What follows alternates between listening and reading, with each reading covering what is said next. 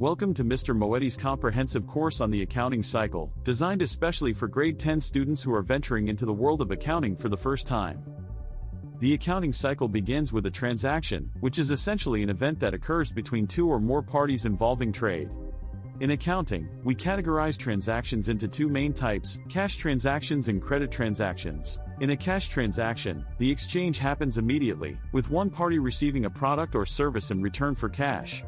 Conversely, credit transactions involve a promise that the buyer will pay for the goods or services at a later date. Understanding this distinction is crucial as it lays the groundwork for all subsequent stages in the accounting cycle. Once a transaction has taken place, the next step is to issue a source document.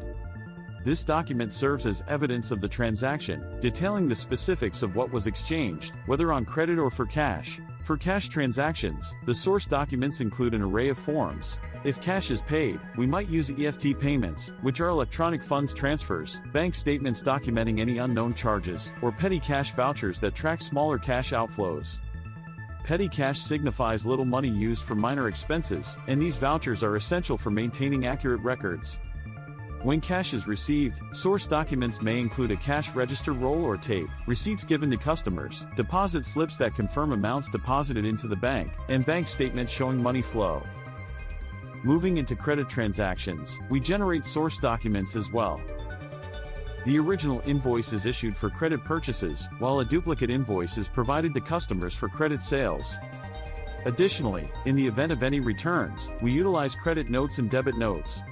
A credit note reduces a debtor's liability, whereas a debit note decreases what we owe our creditors. Both are vital in ensuring our accounts reflect these changes accurately. After gathering all this information from source documents, we record it in the books of first entry, which are known as journals. Each type of transaction has its own specific journal. For cash transactions, we employ the cash receipts journal, the cash payments journal, and the petty cash journal.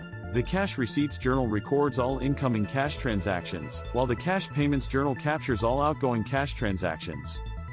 The petty cash journal, on the other hand, tracks the allocation of petty cash funds for smaller expenses. For credit transactions and returns, we maintain the debtor's journal for credit sales, the creditor's journal for credit purchases, the debtor's allowances journal for returns by debtors, and the creditor's allowances journal for returns to creditors. This organization ensures clarity and detailed tracking of every transaction. Once we have recorded the necessary information in journals, we move to the next step, posting to the ledgers.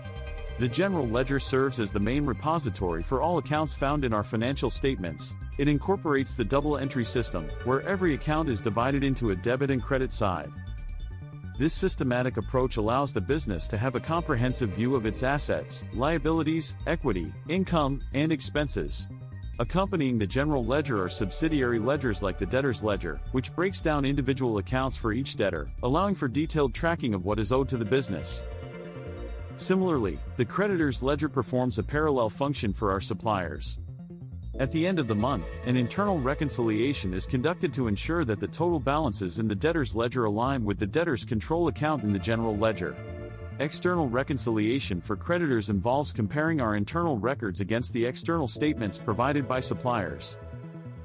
This practice of creditors' reconciliation is critical, as it safeguards against discrepancies and fraud, ensuring that our records accurately reflect our liabilities. The next stages of the accounting cycle require us to verify and close our books to ensure accuracy. This begins with the trial balance, which is a comprehensive listing of all accounts in the general ledger along with their respective balances. The primary purpose of the trial balance is to confirm that total debits equal total credits. If the accounts do not balance, it indicates a potential error that must be rectified before proceeding. Following the initial trial balance, the pre-adjustment trial balance is prepared. This document reveals the raw balances before any year-end adjustments, providing a foundation for identifying necessary corrections or updates. Once these adjustments are recorded in the general journal and posted to the general ledger, we generate the post-adjustment trial balance. This signifies that any required modifications have been made, and we can check again whether our books remain balanced. The figures derived from this trial balance will ultimately form the basis of our financial statements. With adjustments completed, we prepare the final accounts, which represent temporary accounts utilized to close off the income and expenses, encapsulated under the nominal account section.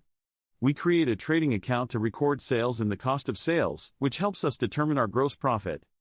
Then we generate a profit and loss account, where we bring in the gross profit and account for all other incomes and expenses to establish the net profit or loss for the year. This net profit will subsequently be transferred to the capital account, enhancing the owner's equity in the business. The culmination of our accounting cycle is creating financial statements, which connect our ledger accounts and financial activities to the overall health of the business. The statement of profit or loss summarizes the financial performance over a designated period, illustrating how income and expenses relate to our net profit.